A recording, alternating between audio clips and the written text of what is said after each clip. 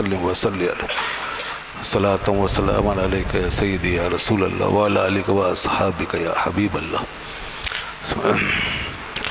حمد و صلاۃ کے بعد ارشاد ربانی ہے کہ فاسألوا اہل الذکر ان کنتم لا تعلمون، کہ پوچھو، سوال کرو اہل ذکر سے اگر تم نہیں جانتے ہو، تو سوال کرو اہل ذکر سے، پوچھ لیا کرو۔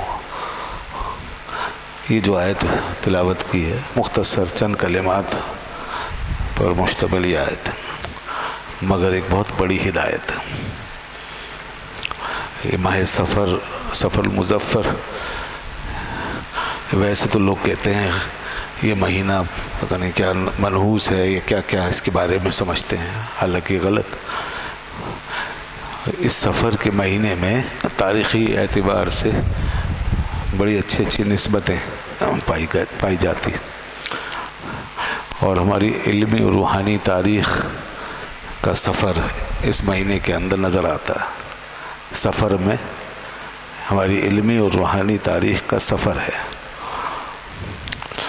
اس میں بڑے زبردست دن آتے ہیں جو بڑے بڑے علم کے پہاڑوں سے منسوب، علم کے، روحانیت کے، دین کے لیے بڑی بڑی خدمات کے اور اس کے کارناموں کے جو عظیم پہاڑ ہیں اور بڑے بڑے مینار، روشن اعلیٰ مینار، ہمیں وہ اس مہینے کے اندر ان کی یاد دلائی جاتی ہے۔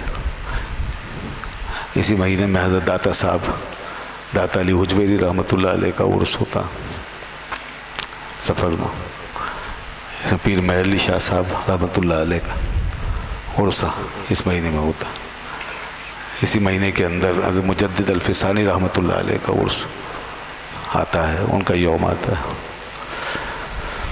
اور اسی مہینے میں حضرت خواجہ نظام الدین اولیاء رحمۃ اللہ علیہ کا دن بھی آتا ہے، اور اسی مہینے میں اعلیٰ حضرت امام اہل سنت الشاہ امام محمد رضا خان فاضل بریلوی رحمۃ اللہ علیہ کا دن بھی لوگ مناتے ہیں۔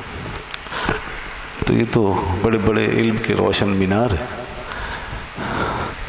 جب اس مہینے میں ایسی ایسی ہستیوں کا ذکر ہوتا ہے تو یہ مہینہ، اول تو کوئی مہینہ منحوس نہیں ہوتا، اور اگر کسی کے ذہن میں کوئی نحوست ہے تو ان بزرگوں کے ذکر اور ان کی یاد کے تو پھیلو نحوست ختم ہو گئی۔ تو علم کی بات ہے نا، علم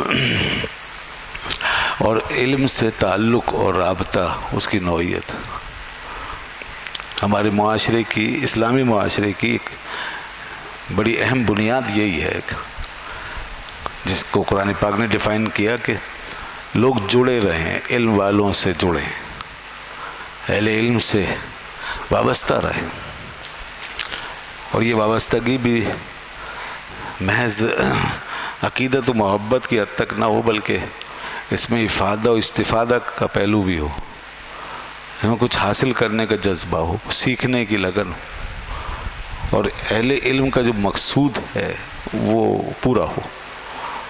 تو اس لیے اللہ تعالیٰ نے فرمایا فاسألوا، پوچھو، سوال کرو، پوچھو۔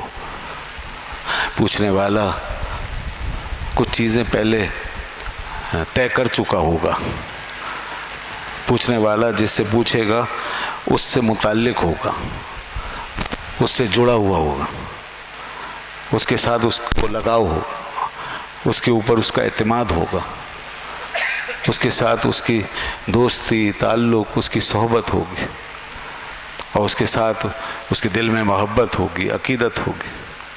یہ سب چیزیں ہوں گی نا، تبھی آدمی پھر سوال کرنے کی طرف بڑھتا۔ تو گویا سوال کرو کا مطلب یہ ہے کہ ساری چیزیں پہلے جوڑ لو، یہ رابطے جوڑ لو، اور ان سے جڑ جاؤ۔ کس سے؟ اہل علم سے۔ اور یہ بہت اہم چیز، بہت اہم معاملہ ہے کسی سوسائٹی کے لیے، کسی معاشرے کے لیے۔ اسلامی سوسائٹی تو اسی چیز کا نام ہے۔ مسلمان اسی وقت مسلمان رہ سکتا ہے جب اس کے یہ روابط ہوں، اس کا تعلق ہو، اہل علم سے رشتہ جڑا ہوا۔ اس لیے رسول اللہ صلی اللہ علیہ وسلم فرمایا تھا کہ جس کی یہ روابط نہیں ہے، جس کا یہ تعلق نہیں ہے، جس کا کوئی واسطہ لینا دینا نہیں ہے تو فتہلک، وہ ہلاک ہو جائے گا، وہ ہلاک ہو جائے گا۔ ایک حدیث میں فرمایا کہ اغدو عالما او متعلما او مستمعا له او محبا له، کہ یا تو عالم بن جاؤ یا متعلم بنو یا ان کی صحبت میں بیٹھنے والے بنو، ان سے سننے والے بنو یا ان سے محبت کرو۔ فرمایا ولا تکن الخامس، اور پانچویں صورت مت بننا فتہلک کو، ورنہ تم ہلاک ہو جاؤ۔ پانچویں صورت اگر اختیار کرو گے تو تم ہلاک ہو جاؤ۔ تو یہ ہے حدیث جس سے پتہ چلا کہ یہ روابط ضروری ہے، اور قرآن نے ان ساری چیزوں کو فاسألو کہہ کے بیان فرما، فاسألو، پوچھو، سوال کرو۔ دوسری بات یہ کہ حوصلہ افزائی کی گئی ہے، اور علم کی تجسس پر، علم کی طلب پر، اس کی تحصیل پہ ابھارا کہ پوچھنے کی عادت ڈالے انسان۔ جو چیز نہیں معلوم کچھ پوچھ لے، اگر نہیں معلوم تو پوچھ لے، اس میں اس کا فائدہ، اس میں کوئی شرم یا جھجک یا کوئی اور چیز حائل نہ ہو۔ بڑا ہو، چھوٹا ہو، امیر ہو، غریب ہو، کوئی ہو، اگر نہیں معلوم اور کسی اور کو معلوم ہے تو ان دونوں کا تعلق یہ ہونا چاہیے کہ ایک بتانے والا اور ایک جاننے والا، ایک سوال کرنے والا اور ایک جواب دینے والا، یہ تعلق ضروری ہے۔ یہ لنک جب رہے گا معاشرے میں تو علم خود بخود پھیلے گا، اس سے علم پھیلے گا، اس سے اچھی چیزیں پھیلیں گی، اور وہ جو سینوں میں علم چھپا رہ گیا، دبا رہ گیا، وہ علم لوگوں تک پہنچ جائے گا۔ آج کل تو خیر اتنے ذرائع اور وسائل ہماری مدد کے لیے موجود ہیں کہ ہم اس سے کام لے تو ہر وقت اس عمل کو کنٹینیو رکھ سکتے ہیں۔ یعنی ایک آدمی ہر وقت پوچھ سکتا ہے، ایک آدمی ہر وقت جان سکتا ہے، ہر وقت کوشش کر سکتا ہے، نہ کوئی دن کا نہ کوئی رات، اور بتانے والا بھی ہر وقت بتا سکتا ہے، 24 گھنٹے اس کا بھی سلسلہ جاری ہے۔ یہ وہ دور ہے، اب مواصلات کا دور ہے، کمیونیکیشن کا دور ہے، اس میں ہر وقت آدمی چاہے تو اپنے علم کو مسلسل بڑھاوا دیتا رہے۔ تو اس لیے فرمایا، قرآن نے تو پہلے ہی کہہ دیا فاسألو، پوچھو اور سوال کرو۔ رسول اللہ صلی اللہ علیہ وسلم نے اس چیز کو لوگوں کے دلوں میں اور ذہنوں میں ایسا جاگزی فرما دیا تھا کہ جو بھی ضرورت کی چیز ہوتی تھی، اہم بات ہوتی تھی، لوگ اس کو پوچھے بغیر رہتے نہیں تھے۔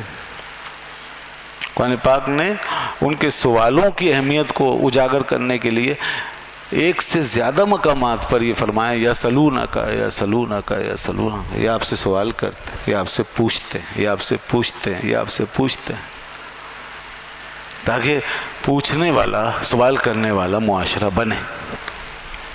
آپ نماز میں تلاوت کرتے ہیں انہی آیتوں کی، تو اس وقت بار بار ہم معنی نہیں سمجھ رہے ہوتے، اگر معنی سمجھے تو ہمیں پتہ چلے کہ کیا کہا جا رہا ہے، کسی کے پوچھنے کا قصہ بتایا جا رہا ہے، وہ پوچھتے ہیں۔ تو اس چیز کی حوصلہ افزائی کی گئی، سوال کرو، پوچھو۔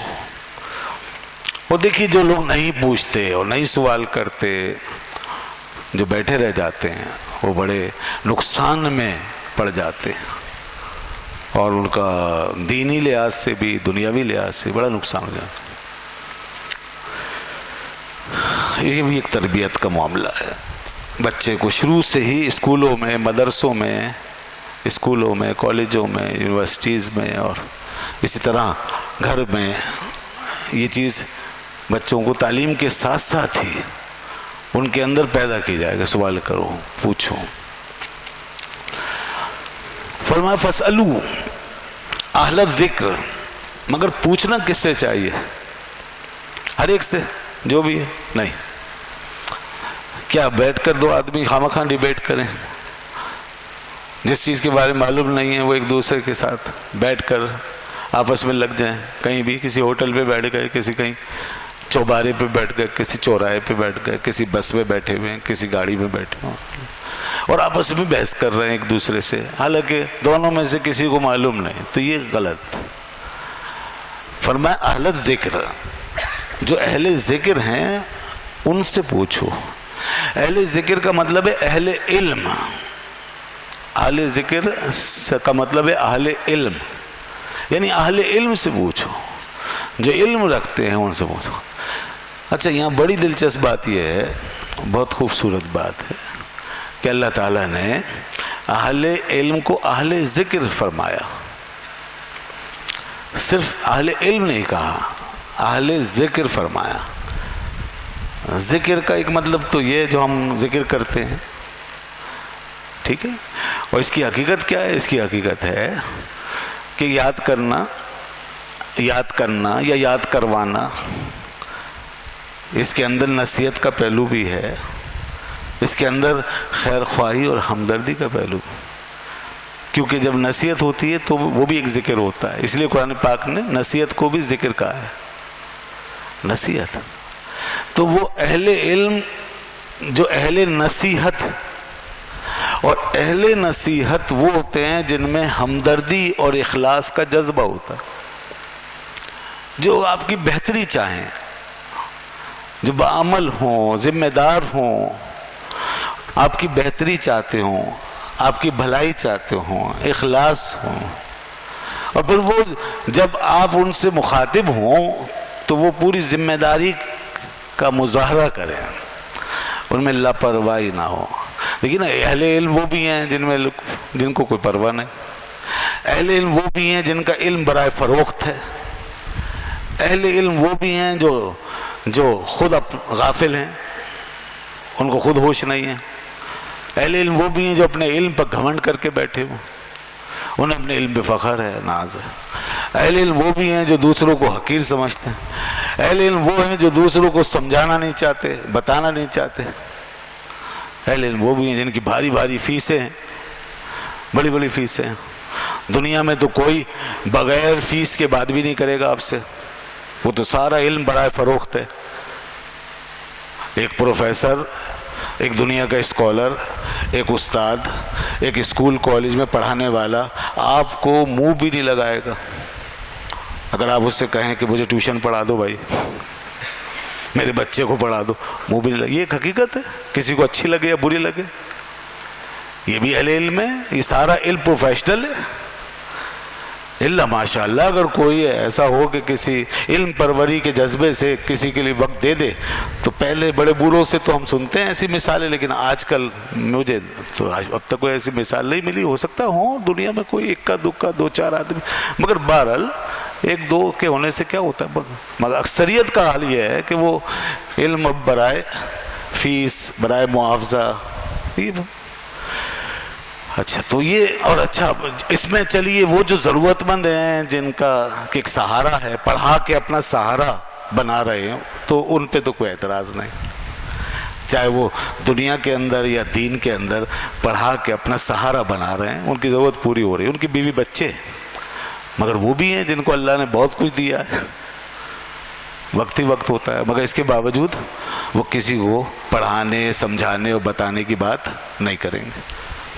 حتیٰ کہ حال یہ ہے اسکولوں میں، کالجوں میں، یونیورسٹیوں میں کہ اگر کلاس سے باہر کسی کو تھوڑا سا بھی ٹائم دینا ہے تو اس کی بھی فیس ہوگی. بلکہ کلاس میں ہم وہ چیز نہیں پڑھائیں گے جو اپنے سینٹر پہ پڑھائیں گے. یہ بھی ہو رہا ہے سب اس معاشرے میں. ہم کلاس میں نہیں پڑھائیں گے بلکہ اپنے سینٹر پہ جو ہم نے پرائیویٹ کھولا ہے وہاں پڑھائیں گے. تو وہاں پر پھر ہم ایک فیس لے کر کے آپ کو وہ چیز بتائیں گے جو آپ کو کامیاب کرائے گی. لہذا یہاں سے بھی تنخواہ لیں گے اور وہاں سے بھی فیس لیں گے. یہ سب اسکولوں میں ہو رہا ہے یہ کام. تو یہ سب کمرشلزم ہے، کمرشلزم ہے. یہ سب پیسہ کمانے کا ذریعہ ہے. اب یہ جذبہ ہے قوم کا بس. اب وہ لوگ گئے جن میں ہمدردی اور اخلاص.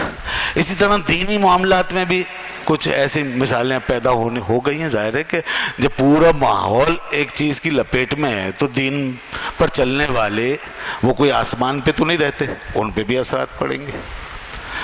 دینی ماحول کے اندر بھی بغیر اس کے نہیں ہے. یہاں تک کہ اگر تقریر کی تو اس کے بھی 50,000 روپے چاہیے. کسی کی 30,000 روپے فیس ہے، کسی کی 50,000 روپے فیس ہے، کسی کی 80,000 روپے فیس ہے، کسی کی 1 لاکھ روپے. حتیٰ کہ ایک شخص نعت پڑھنا چاہتا ہے، نعت خوان ہے، اسے تھوڑی پاپولیرٹی مل گئی ہے تو اس کی بھی فیس ہے، اس نے تو نعت خوانی کا ہی سودا کر رکھا ہے. اس کو اگر بلائیں گے نعت کے لیے تو بڑی بھاری فیس ہے. ہم اسی لیے تو نہیں بلاتے یہاں پہ بڑے بڑے نعت خوانوں کو. لوگ ہم سے پوچھتے ہیں آپ ایک ہی آدمی کو بلاتے، تو اس لیے بلاتے کہ وہ مخلص آدمی ہے، وہ ہم سے کچھ ڈیمانڈ نہیں کرتا، مطالبہ نہیں کرتا. ہمارے یہاں تو کوئی تقریر کرنے آتا ہے یا نعت پڑھنے آتا ہے تو ہماری طرح ہی ہوتا ہے، بس بھائی جو ہم دے دیں لے لو. باقی مانگنے والا مسئلہ نہیں، وہ پھر لالچ ہو جاتا ہے، وہ پھر برائے فروخت ہو گیا وہ معاملہ. پھر اتنے دو گے تو آؤں گا، یہ کیا بات ہوئی؟ اور آنے کے بعد طے کرنے کے بعد پھر آپ نے اپنے جذبات کا اظہار کیا تو ہمیں معلوم ہے جذبات کتنے کے بکے ہیں. تو کیا فائدہ ایسے جذبات کا؟ اس کی تو فیس رکھی ہوئی ہے، وہ تو بک چکے ہیں. جس جذبات کا، جس عشق کا، جس محبت کا سودا ہو چکا ہو، جس علم کا، جس تقریر کا سودا ہو چکا ہو، تو پھر اس کے بعد وہ اس میں کیا اثر رہے گا؟ اور جس کو معلوم ہے وہ اس پر کیا اثر پڑے گا؟ تو یہ صورتحال ہے. تو یہ اہل ذکر نہیں ہے. قرآن نے اس لیے اہل ذکر فرمایا. اہل ذکر نصیحت والے لوگ، جذبے والے لوگ، اخلاص والے لوگ. علم کے ساتھ ساتھ ان کے اندر جذبہ ہے، نصیحت کا، ہمدردی کا، اخلاص ہے. ان سے پوچھو. قرآن فرماتا ان کے پاس جاؤ، دین فروشوں کے پاس نہ جاؤ. ان کے پاس جاؤ گے تمہیں فائدہ ہوگا، تمہیں ان کے عمل سے فائدہ ہوگا، تمہیں ان کے اخلاص سے فائدہ ہوگا. وہ تمہیں ایکسٹرا بتائیں گے، وہ پوری چیز سمجھائیں گے، وہ تم سے ہمدردی سے پیش آئیں گے، تمہارے لیے دعا گو ہوں گے. ہوگا. اور اس کے اثرات ہوتے ہیں. انسان کے اندر سے جو ریز نکلتی ہیں نا، تو وہ جو شعائیں اخلاص کی، محبت کی، ہمدردی کی، یہ دوسرے کے سینے میں جذب ہوتی ہے. یہ جبھی پیدا ہوتی ہے جب انسان کا اندر باطن صاف ہو، ہمدردی سے معمور ہو. تو فَاسْأَلُوا أَهْلَ الذِّكْرِ إِن كُنتُمْ لَا تَعْلَمُونَ. فرمایا اگر تم نہیں جانتے تو ایسے لوگوں کے پاس جاؤ اور ان سے جا کر پوچھو. اس طرح تمہارا ایک رابطہ صالح اور نیک اور اچھا، عمدہ اور پروڈکٹیو رابطہ پیدا ہو جائے گا. پروڈکٹیو رابطہ، یہ پروڈکٹیوٹی ہے، یہ سوشل پروڈکٹیوٹی ہے. Social productivity. ہمارے معاشرے میں ایسے بہت سے رابطوں کی کمی نہیں ہے کہ جو کسی بھی طرح سے ہمارے لیے مفید ہوں. نقصان دہ رابطے، نقصان دہ قسم کی محفلیں، ضرر رساں، جس سے ہماری صلاحیتیں تباہ ہو جاتی ہیں، جس سے ہمارا علم بجائے بڑھنے کے اور کم ہو جاتا ہے، یا جس سے ہماری جہالت میں اضافہ ہوتا ہے، توہمات میں اضافہ ہوتا ہے، ہماری شکوک و شبہات میں اضافہ ہوتا ہے. ایسی محفلوں مجلسوں سے دور رہنے کا حکم ہے. جہاں آپ کے ایمان میں قوت ملے، جہاں آپ کے عمل میں برکت پیدا ہو، جہاں آپ کے علم میں اضافہ ہو، اس کو ضرور اویل کریں. فرمایا فَاسْأَلُوا أَهْلَ الذِّكْرِ إِن كُنتُمْ لَا تَعْلَمُونَ. اچھا، اب علم والے جو ہیں وہ رہنمائی کر سکتے ہیں. اللہ نے ان کو ایک خاص انڈرسٹینڈنگ دی ہوتی. یہ طے ہے کہ کچھ لوگ جو علم والے ہیں ان کو ایک سپریمیسی حاصل ہے. جو اس قسم کے لوگ ہیں جو لوگوں کو گائیڈ کر رہے ہیں، جو لوگوں کو بتا رہے ہیں، جو لوگوں کے مسئلے حل کر رہے ہیں، ان کو ہر معاشرے میں دنیا بھی دے گی، دینا پڑے گی. اور اللہ نے بھی دیا، قرآن بھی دیتا. ان کو ایک VIP حیثیت حاصل ہے، ان کو معاشرے کے اندر ایک مخصوص اہمیت حاصل ہے. تو وہ اپنے اس اسٹیٹس کی وجہ سے لوگوں کے لیے مفید ہوں گے. اور جب وہ اپنے اسٹیٹس کو پائیں گے کسی معاشرے میں تو لوگ ان سے زیادہ استفادہ کریں گے، اور لوگ اس کو دیکھ کر کے اپنے لیے ماڈل بنائیں گے، اپنے لیے مثال بنائیں گے. اگر کسی معاشرے میں پڑھے لکھے لوگوں کو، دانشوروں کو، اہل علم حضرات کو اسٹیٹس نہ ملے، کوئی اہمیت نہ ملے، وہ عام ہو جائیں، لوکل ہو جائیں، ان کی عزت نہ ہو، رسپیکٹ نہ ہو، تو علم، معاف کیجئے گا، پھر علم کا تصور مٹ جائے گا، پھر اچھی قدریں معدوم ہو جائیں گے. اس وقت بھی امریکہ میں، یورپ میں، مغربی ممالک میں، تقریباً تمام ترقی یافتہ دنیا میں پڑھے لکھے لوگ، اساتذہ، मौल्लिम, दानिश्वर, स्कॉलर, उनको वीआईपी स्टेटस दिया जाता है।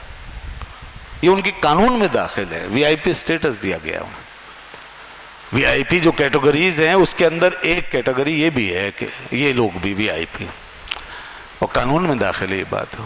उसकी वजह ये है, अल्लाह ताला ने फरमाया ना कि कुल हल यस्तविल लदीना यालमून वल लदीना ला यालमून, आप फरमा दें कि जो तुम में पढ़े लिखे हैं, जानते हैं, इल्म रखते हैं, वो उनकी तरह नहीं है जो इल्म नहीं रखते। दोनों में फर्क है। अल्लाह ताला ने फरमाया यरफ़इल्लाहु लदीना आमनू मिनकुम वल्लदीना ऊतुल इल्म दरजात, कि वो लोग जो ईमान लाने के बाद इल्म हासिल कर लेते हैं, अल्लाह उनके दर्जे बुलंद कर देता है। तो इल्म एक दर्जा है, इल्म एक स्टेटस, इल्म एक रिस्पेक्ट है, यहाँ से लेकर वहाँ तक। हजरत इमाम मोहम्मद रहमतुल्लाह अलैह बहुत बड़े आलिम थे, बहुत बड़े आलिम, बहुत बड़े फ़कीह, मुजतहिद, अपने वक्त के इमाम, और इमाम आज़म अबू हनीफा रहमतुल्लाह अलैह के दो मशहूर शागिर्दों में से एक थे। पहले नंबर पे इमाम काजी अबू यूसुफ रहमतुल्लाह अलैह, और दूसरे हज़रत इमाम मोहम्मद बिन हसन शैबानी रहमतुल्लाह अलैह। पूरा नाम है इमाम मोहम्मद बिन हसन शैबानी। ये दो बहुत बड़े आलिम। ये जो हनफी स्कूल ऑफ थॉट है, इसको मुरत्तब करने वाले इमाम आज़म के शागिर्दों में से इमाम मोहम्मद, इसको 6 बड़ी बड़ी किताबों में मुरत्तब किया। उन किताबों को ज़ाहिरुर रिवाया कहते हैं, ज़ाहिरुर रिवाया। और ये पूरा हनफी स्कूल ऑफ थॉट, इसकी सारी बुनियादें, इसकी बेसिक्स, इसकी तफसीलात, इसके उसूल, इसके कवानीन कवायद सब उन किताबों से अखज़ होते हैं। पूरी दुनिया में इन किताबों की शरह की गई है, इन किताबों की शुरुआत हो पूरी दुनिया में। तो इमाम मोहम्मद की बात मैं कर रहा हूँ, ये बहुत बड़े। अच्छा, इमाम शाफी रहमतुल्लाह अलैह, मज़े की बात सुनिए, इमाम शाफी रहमतुल्लाह अलैह जो खुद एक स्कूल ऑफ थॉट के हामिल हैं और शाफी मसलक के वो बानी हैं। तमाम शवाफ़े दुनिया में जो हुए अब तक वो उनके पैरोकार हैं। इमाम शाफी रहमतुल्लाह अलैह हज़रत इमाम मोहम्मद बिन हसन शैबानी के शागिर्द, उनके शागिर्द रहे, और यहाँ इराक में इमाम मोहम्मद से उन्होंने इस्तिफादा किया, और फिर यहाँ से गए आगे, फिर मज़ीद पढ़ा और पढ़ा। ये तो खैर, इमाम मोहम्मद बिन हसन शैबानी का मकाम इतना बड़ा है। फौत हो गए तो विसाल के बाद किसी ने ख्वाब में उनको देखा, तो पूछा, कहा कि अल्लाह ने आपके साथ क्या मामला फरमाया? तो फरमाने लगे कि मुझे परवरदिगार ने एक नूर की कुर्सी पे बिठाया, नूर की कुर्सी, नूर रोशनी, नूर की कुर्सी पे बिठाया, बड़ी इज्जत से, बड़ी इज्जत से, बड़े एहतराम से, जैसे आप अपने दरमियान अपने असातिज़ा को, अपने उलमा को, अपने मशाइख को ऊंची जगह पे बिठाते हैं। अल्लाह ने वहाँ अपने दरबार में उन्हें नूर की कुर्सी पे बिठाया और मुझ पर नूर की बारिश की। अल्लाह ने मुझ पर नूर बरसाया गया और मुझसे फरमाया कि ए मोहम्मद बिन हसन शैबानी, अगर मुझे तुम्हारी बख्शिश ना करनी होती और तुम्हें यह एजाज़ व इकराम ना देना होता तो मैं तुम्हें अपने महबूब की उम्मत का इतना बड़ा आलिम ना बनाता। मुझे ये मकसूद था कि तुम्हें इस एजाज़ व इकराम से नवाजूं, तो उसका ज़रिया मैंने तुम्हें इल्म दे के बनाया। ये इल्म इसलिए दिया। इल्म का प्रोटोकॉल देखिए आप बारगाह रब्बुल इज़्ज़त में, इल्म का एजाज़ देखें। वो जो कुरान ने कहा है कि दर्जे बढ़ाता है, अल्लाह की ज़ात दर्जे बढ़ा रही है, तो वो नज़र भी आ रहा है। अब ये हमारे अंदर इसका असर उस वक्त मुरतब होगा जब हमारी सोसाइटी इल्म की कदर करेगी। हम भी जब कम अज़ कम मगरिब ही की तरह ऐसे कानून बना सकेंगे कि हम अपने असातिज़ा की, हम अपने मौल्लिमीन की, अपने उलमा की, अपने मशाइख की, अपने दानिश्वरों की एक रिस्पेक्ट मुतय्यन कर सकें। ہم ان کے اعزاز کو متعین کر سکیں، ہم ان کے اسٹیٹس کا تعین کر سکیں اور ان کے پروٹوکول کو تحفظ دے سکیں.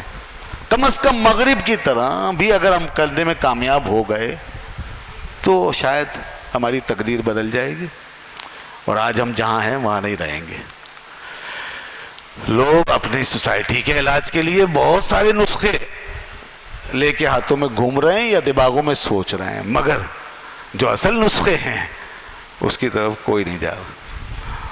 ہمارے حکمرانوں نے، ہمارے لیڈروں نے ہمیں اپنی سیاست کے چکر میں گھن چکر کر دیا، گھن چکر بنا دیا، اور آئے دن ایک نیا تماشا، ایک نیا کھیل، اور ایک دوسرے پہ الزام اور کرپشن کی کہانیاں اور آپس کی لڑائیاں اور ایک دوسرے کی ٹانگیں کھینچنے کے معاملہ، اور پھر سب کے دعوے، سب کے وعدے کہ ہم یہ کر دیں گے، ہم وہ کر دیں گے. مگر کوئی بھی آج تک ان سادہ، سمپل اور سادہ حقیقتوں کی طرف ایک قدم بھی نہیں اٹھا سکا. اتنا بڑا فریب ہے یہ سیاست کا اتنا بڑا فریب ہے، لیڈرشپ کا اتنا بڑا فریب ہے یہ، جو ہم بار بار کھا رہے ہیں، جس میں ہم بار بار پھنس رہے ہیں، ٹریپ ہو رہے ہیں، بار بار ٹریپ. حالانکہ بڑی سمپل اور سادہ سی بات ہے کہ بھائی یہ ہماری بیماری ہے، یہ ہمارا نسخہ ہے. یہ مغرب میں اس وقت مثال موجود ہے. چلو آپ پیچھے نہیں جاتے، آپ خوارزمی کو نہیں دیکھتے، آپ امام غزالی کو نہیں سمجھ سکتے، آپ مولانا روم کو نہیں سمجھ سکتے، آپ شیخ سعدی کو نہیں سمجھ سکتے، آپ مسلمانوں کے نظریے علم کو اور اس کی تاریخ کو نہیں سمجھ سکتے، تو مغرب تو یہ آپ کے سامنے جو کچھ انہوں نے اختیار کر لیا، کم از کم وہی کر لو. تو وہ بھی نہیں ہے، تو کوئی سیریسنس نہیں ہے اس حوالے سے. تو جب تک اصل نسخہ نہیں ملے گا بیمار کو، فرد ہو یا معاشرہ، تو اس کا علاج کیسے ہو؟ اس لیے قرآن پاک کی آیتیں واضح ہیں اور احادیث مبارکہ. اللہ تعالیٰ ایک کانٹیکٹ کو بار بار ہائی لائٹ فرماتا ہے کہ اس کانٹیکٹ کو زندہ کرو، اس کانٹیکٹ کو اپنے اندر زندہ کرو. کون سا کانٹیکٹ؟ کہ جو بے علم ہیں وہ علم والوں سے جڑیں، جو نہیں جانتے وہ جاننے والوں کے قریب ہوں، جاننے والے نہ جاننے والوں کو سمجھائیں اور بتائیں. قرآن کی ایک اور آیت بڑی واضح فرمایا کہ فَلَوْلَا نَفَرَ مِنْ كُلِّ فِرْقَةٍ مِّنْهُمْ طَائِفَةٌ لِيَتَفَقَّهُوا فِي الدِّينِ وَلِيُنذِرُوا قَوْمَهُمْ إِذَا رَجَعُوا إِلَيْهِمْ لَعَلَّهُمْ يَحْذَرُونَ.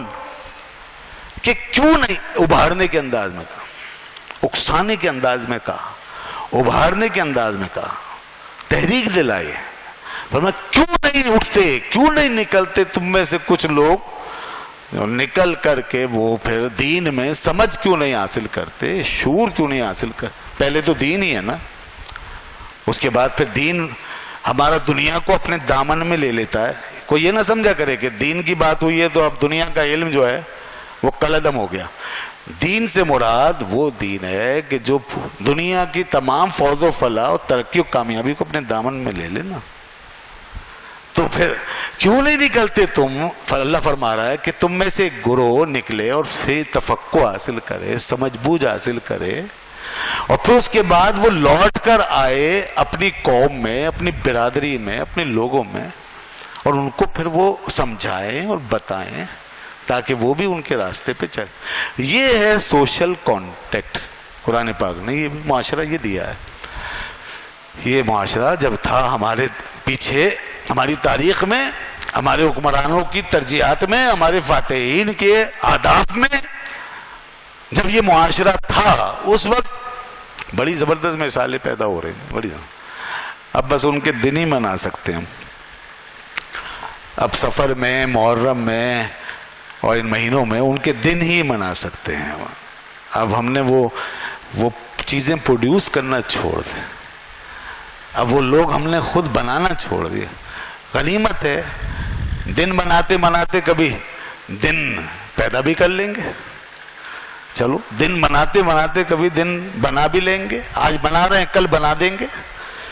اسی سے امید ہے، یہی چراغ چلے گا تو روشنی ہوگی، سیدھی سی بات ہے. تو اس لیے آج دن بنانا بھی ہے، خالی اس فائدہ نہیں. اگر آج اعلیٰ حضرت فاضل بریلوی رحمۃ اللہ علیہ کو یاد رکھا جا رہا ہے تو اس سے یقیناً ایک فیض کا دریا بہ رہا ہے، اس سے ایک روشنی ہمارے قلب و نظر میں جا رہی ہے۔ اگر آج حضرت مجدد الفسانی رحمۃ اللہ علیہ کا نام لیا جا رہا ہے تو اس سے ہمیں زندگی کی حقیقت سمجھنے میں آسانی مل رہی ہے، ہمیں پتہ چل رہا ہے کہ انقلاب کیا ہوتا ہے۔ اگر آج حضرت مخدوم اشرف جہانگیر سمنانی رحمۃ اللہ علیہ کی بات ہو رہی ہے تو اس سے ہمیں پتہ چل رہا ہے کہ انسانی اقدار کیا ہوتے ہیں، انسانی تمیز کیا ہوتی ہے، قرب الہی کا راستہ کیا ہے۔ اگر آج حضرت سیدنا داتا علی حجویری رحمۃ اللہ علیہ کا ذکر ہوتا ہے تو اس سے ہمیں اپنے آپ کو پہچاننے، سمجھنے اور بندے خدا کے تعلق کو کی معرفت حاصل کرنے کا سراغ ملتا ہے، ہمیں بہت کچھ ملتا ہے۔ ہمیں اس یاد کے ذریعے، ان دنوں کے ذریعے، ان ایام کے ذریعے سے اپنے اندر کے خلا کو بھرنے کا احساس ملتا ہے۔ ہمیں اگر اس بات کا بھی احساس ہو جاتا ہے کہ ہمارے اندر خلا ہے، ہمارے اندر کمی ہے، ہمارے اندر خامی ہے، تو یہ بھی ایک بڑی بات ہے۔ اسی احساس کے جانے کا گلہ اقبال نے کیا تھا۔ یہ احساس جب گیا تھا تو اقبال نے بڑی بجا بات کی اور کہا کہ وائے ناکامی متائے کارواں جاتا رہا اور کارواں کے دل سے احساس زیاں جاتا رہا، اس لیے کہ احساس زیاں کے بعد ہی پھر اس کا علاج و تدارک کا نمبر آتا ہے۔ تو ہمیں ان ہستیوں کو یاد کر کے یہ اندازہ ہوتا ہے، معلوم ہوتا ہے کہ اس وقت ہمارے اندر کیا کمی خامی ہے اور ان لوگوں کے اندر کیا پوٹینشل تھا، ان میں کیا صلاحیت ہے۔ ہمیں اپنے کمزوریاں دور کرنے کا شعور پیدا ہوتا ہے، ہمیں اپنے عیب گننے اور عیبوں کو شمار کرنے، اپنے نقائص اور اپنی خامیوں پہ نظر کرنے کا موقع ملتا ہے۔ ہمیں پتہ چلتا ہے، موازنہ کرنے کا ہمیں میدان ہاتھ آ جاتا ہے کہ جو آج ہم دعوے دیکھ رہے ہیں، جو کھوکھلے ماڈل دیکھ رہے ہیں اور جو بے مقصد کی مثالیں ہمارے سامنے کھڑی ہیں اور جنہوں نے آج ہمارے معاشرے کو جادو کی طرح اپنی لپیٹ میں لے لیا ہے، آج ان کی کیا حقیقت ہے؟ ان کھوکھلی مثالوں کی، ان بے مقصد ماڈلز کی اور ان کھوکھلے دعووں کی، اور جو اصل حق لوگ تھے، جو واقعی لوگ تھے، اذن ناس ناسن، جن کے لیے شاعر کہتا ہے کہ اذن ناس ناسن، جب لوگ ہوتے تھے، جب واقعی انسان انسان تھا تو وہ کیا تھے، ہمیں یہ پتہ چلتا ہے کہ ہم کیا ہیں اور وہ کیا ہیں، اور یہ بہت بڑی بات ہے۔ تو اس لیے دوستو، اب میں ذرا سا اس کو تھوڑا سا اور آگے اس مضمون کو واضح کرنا چاہتا ہوں کہ جب آدمی علم پڑھتا ہے، علم کی حقیقت سے جڑ جاتا ہے تو اس کے اندر انڈرسٹینڈنگ کا لیول بڑھ جاتا ہے۔ انڈرسٹینڈنگ کا لیول، اس کی ریزننگ، اس میں ریزننگ پیدا ہو جاتی ہے، اس میں لاجک پیدا ہو جاتی ہے، اس کے اندر سمجھداری آ جاتی ہے۔ میں نے گزشتہ جمعے میں ایک حدیث بیان کی تھی، درمیان میں رفع دین کی باتیں ہو رہی تھیں، اس حوالے سے ایک حدیث رسول اللہ صلی اللہ علیہ وسلم فرمایا لِيَلِنِي مِنْكُمْ أُولُو الْأَحْلَامِ وَالنُّهَى، تم میں سے میرے زیادہ قریب وہ لوگ رہا کریں جو زیادہ سمجھدار ہیں، جو عقل زیادہ رکھتے ہیں، جو علم زیادہ رکھتے ہیں، وہ میرے زیادہ قریب رہا کریں، تاکہ وہ پہلے سمجھ لیں اچھی طرح، پھر وہ آگے کنوے کر دیں، پھر ٹرانسفر کر دیں۔ یہ مقصد تھا۔ نماز کے حوالے سے بات تھی، نماز کے حوالے سے، پھر وہ عام زندگی میں بھی یہی ترجیح تھی، اور ہم دیکھتے ہیں کہ حضرت ابوبکر صدیق اور حضرت عمر رضی اللہ عنہما ہر محفل میں، ہر صحبت میں سب سے قریب ہوتے تھے۔ اور یہ جن کو بعد میں خلفائے راشدین بنایا گیا، یہ وہ لوگ ہیں جو رسول پاک کے دست و بازو کی طرح دائیں بائیں حضور انور صلی اللہ علیہ وسلم کے ہر وقت قریب رہنے والے، یہ سب سے زیادہ قریب لوگ تھے، یہ سب سے زیادہ۔ تو یہ وہ لوگ تھے، انہوں نے وہ کچھ سمجھا اور سیکھا جو عام دوسرے لوگوں کو نہیں پہنچا، پھر ان کے ذریعے سے بھی دوسرے لوگوں کی رہنمائی ہو گئی۔ تو یہ ہے ان لوگوں کا معاملہ جو علم پڑھنے والے، علم کی صلاحیت رکھنے والے، ان کا لیول ہائی ہوتا ہے، ان کی انڈرسٹینڈنگ بڑھ جاتی ہے۔ اسی طریقے سے وہ جب وہ اب اپنی انڈرسٹینڈنگ کے ساتھ چلتے ہیں نا، دین میں یا دنیا میں جہاں بھی چلتے ہیں، تو پھر وہ چیز سمجھ پاتے ہیں جو عام آدمی نہیں سمجھ سکتا، عام آدمی نہیں۔ یہ بالکل ایک بدیہی بات ہے، میں یہ بات کر رہا ہوں پتہ نہیں مجھے یہ اتنی تفصیل سے بات کرنی چاہیے نہیں چاہیے. میں بہت آسان, بعض لوگ کہتے ہیں آپ بڑی مشکل تقریر کرتے ہیں بعض دفعہ, تو میں ذرا سا اور بالکل ایک آسان بالکل سیدھی سی بات ہے, اس میں کوئی ایسی بات نہیں. جو لوگ سمجھتے ہیں, جو لوگ علم رکھتے ہیں, تو پھر وہ چیزیں سمجھنا شروع کر دیتے ہیں دین کی جو عام آدمی نہیں سمجھ سکتا. دین میں انڈرسٹینڈنگ کا میدان بہت بڑا ہے, بہت بڑا میدان ہے, اور جب تک اس کو آپ انڈرسٹینڈ نہیں کریں گے, جب تک سمجھیں گے نہیں, آپ کا دین سے تعلق جڑے گا ہی نہیں. یا یوں کہیے اور زیادہ واضح لفظوں میں کہ جب تک وہ چیزیں انڈرسٹینڈ نہیں کی جائیں گی, وہ دین آپ کے سامنے آ ہی نہیں سکے گا. ہم یہ سمجھتے ہیں کہ دین صرف ایسے لکھا ہوا ہمیں مل گیا ہے سارا, بس یہی دین جو ہم دیکھ رہے ہیں. دین سے مسجد کا نام دین ہے, ہم یہ سمجھ رہے ہیں مسجد بن گئی دین مکمل ہو گیا. ہم سمجھ رہے ہیں یہ آیتیں لکھ دی اوپر, بس یہ دین مکمل ہو گیا. اس لیے لوگ اس کے لیے خرچ کرنے کے لیے بھرپور طریقے سے تیار ہیں. ابھی اعلان کر دوں لاکھوں روپے جمع ہو جائیں گے, لیکن میں اعلان کیوں کروں؟ اس لیے کہ پہلے ہی 2-4 ہزار لائن میں لگے ہوئے ہیں, تو مجھے کیا کرنا ہے اعلان. اگر خرچ کرنا ہی ہے آپ نے, تو دین کا جو انڈرسٹینڈنگ والا میٹر ہے, جو اس کا فہم ہے, یہ سوچئے کہ وہ کیسے باہر آئے گا. اس کی سمجھ, اس کی دانائی, اس کی حکمت کیسے آئے گی باہر. وہ کہاں ہے؟ وہ اس لکھے ہوئے سے تھوڑی ملے گا آپ کو. یہ تو خیر تبرک ہے, برکت کے لیے ہے, تاکہ مسجد اچھی لگے, بس اس حد تک. لیکن دین کی انڈرسٹینڈنگ اور سمجھ تو وہی لوگ نکال کے لائیں گے جو دین کو پڑھیں گے اور سمجھیں گے, اور وہ استخراج کریں گے, نکالیں گے, پھر آپ تک پہنچائیں گے. جیسے اب تک اہل علم حضرات وہ اسی طرح پہنچا کر گئے, اور جو کچھ خدا اور اس کے رسول نے فرمایا انہوں نے اپنی عقلوں سے, اپنے علم سے غور و فکر کر کے, استخراج کر کے, استنباط کر کے اس کی ریزننگ کو سمجھا, نکالا, اور پھر آگے پڑھایا ہے. یہ ہے وہ چیز.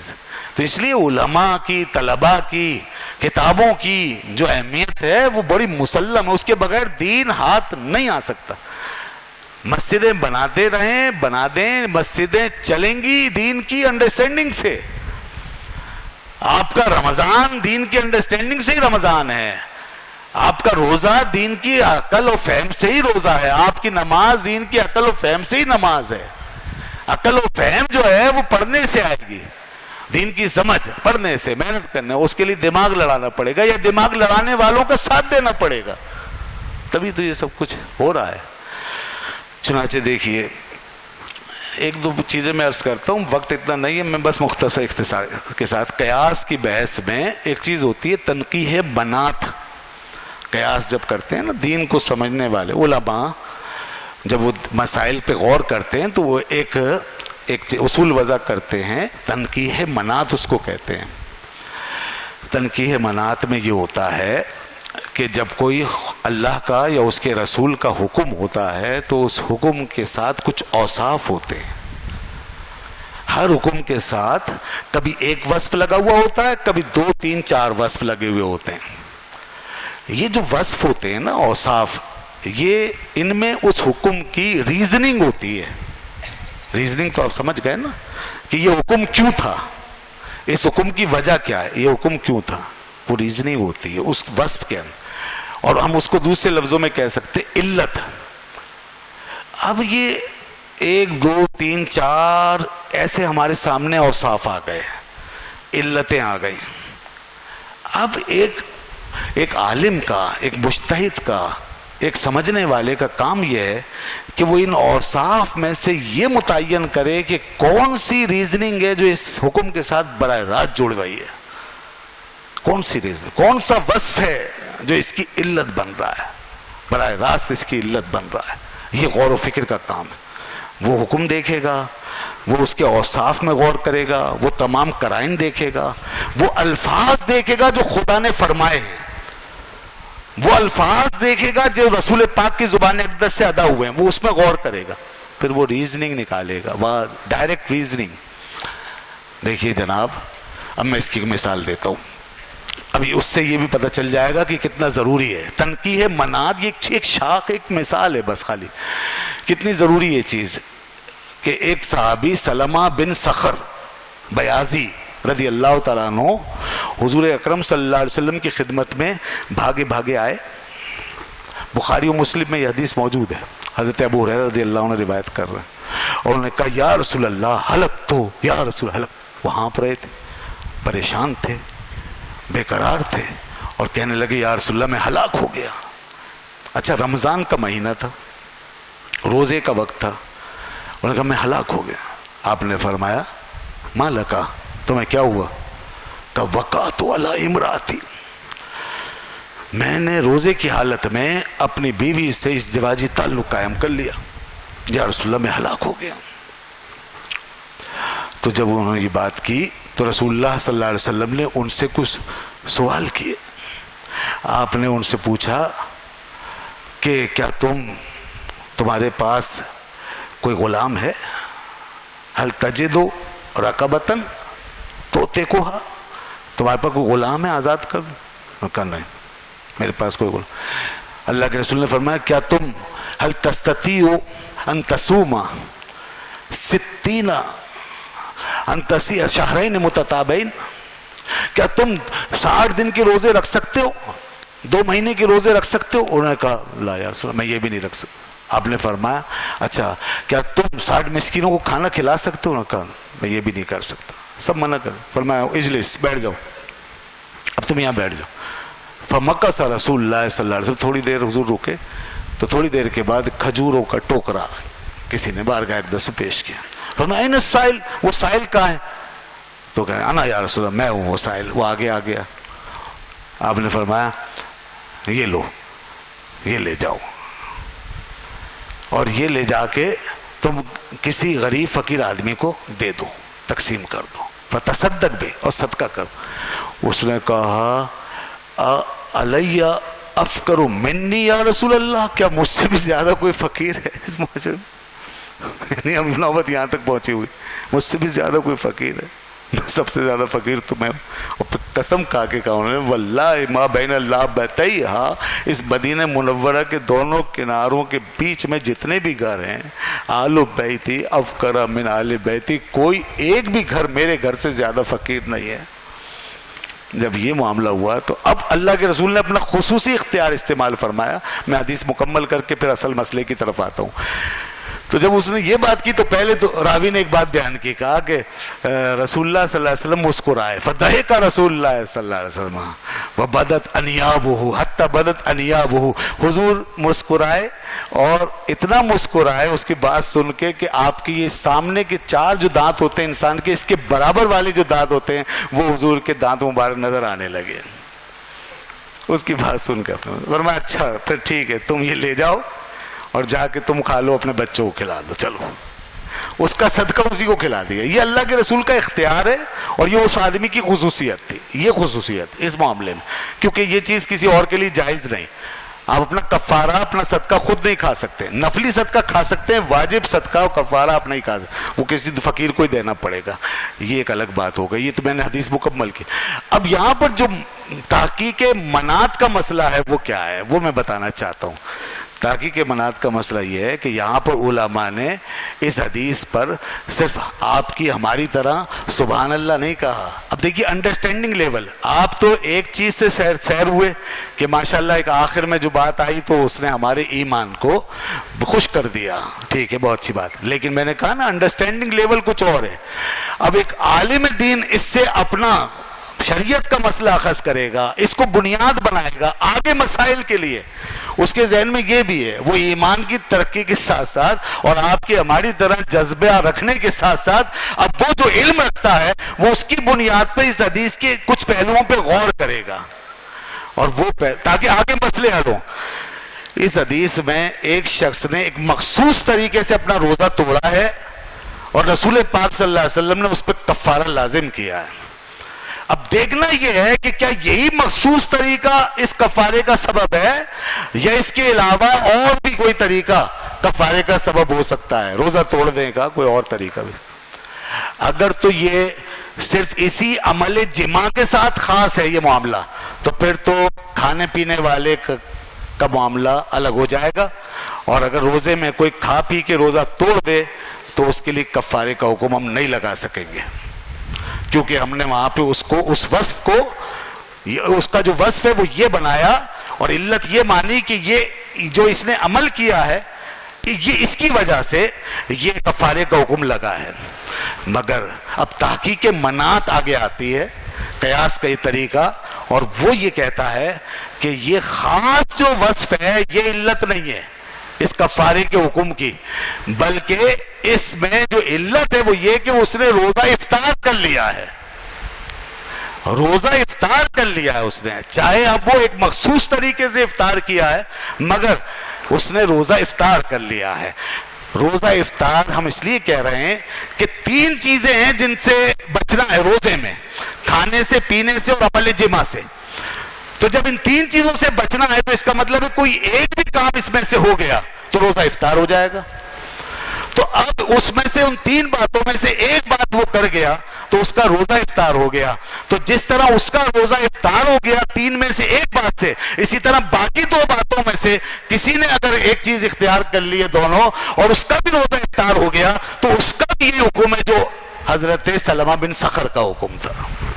یہ ہم نے اس وصف کو عام کیا اور ہم نے یہ کہا کہ اس کفارے کے حکم کی علت اس کا عمل جماع نہیں ہے بلکہ روزہ افطار کرنا ہے. اور جب روزہ افطار کوئی آج کھا پی کے کرے گا تو اس کے لیے بھی یہی حکم ہوگا کہ وہ کفارہ ادا کرے گا جیسے سلمہ بن صخر نے کفارہ ادا کیا. لہذا کوئی شخص یہ حدیث پڑھ کے لوگوں کو اس مغالطے میں نہ ڈالے کہ وہ تو ایک خاص عمل کے نتیجے میں کفارہ آیا تھا، لہذا آج اگر کوئی کھا پی کے افطار کر لیتا ہے تو اس کے لیے کفارہ نہیں ہے. غلط کرے گا وہ، اس لیے کہ وہ علماء سے تنقیح مناعت کے اصول پہ مسئلہ اخذ نہیں کر رہا ہے. اس کے پیچھے پوری لاجک ہے، اس کے پیچھے تنقیح مناعت ہے، اس کے پیچھے باقاعدہ یہ علت نکالی گئی ہے. یہ ہے وہ چیز. تو اس طرح علتوں میں غور کیا جاتا ہے، علتوں کی تعیین کی جاتی ہے تاکہ پھر آگے حکم بیان کرنے میں آسانی ہو. اللہ کے رسول نے تو وہاں بس یہ ایک بات فرما دی ہے، اب وہ ہمارے لیے ایک بنیاد ہے اور اس میں سے علماء انڈرسٹینڈ کریں گے اور علت نکال کے پھر آگے مسائل کو بیان کریں گے. یہ ہے علم کی ضرورت، یہ ہے اس دین میں غور و فکر کرنے کی ضرورت. اسی طرح تخریج مناعت ہے. تخریج مناعت میں کیا ہوتا ہے؟ قرآن یا حدیث میں ایک علت بیان کر دی جاتی ہے کہ یہ علت ہے اس حکم کے پیچھے، پھر تخریج مناعت میں اس علت کو ہم لے کر آگے اس کی جو مختلف مثالیں ہیں وہاں تلاش کرتے ہیں کہ وہ علت یہاں ہے یا نہیں. اگر ہے تو پھر وہی حکم جو قرآن و حدیث میں وہاں لگا ہے وہ یہاں لگے گا. اس کو تخریج مناعت کہتے ہیں. بس مختصراً مثال دے کے بات مکمل کرتا ہوں. رسول اللہ صلی اللہ علیہ وسلم فرمایا گھر میں جو بلی آتی جاتی ہے، بلی اگر یہ منہ ڈال دے کھانے پینے کی چیزوں میں تو تم اس کو پھینکا مت کیا کرو، کھا لیا کرو، وہ پاک ہے.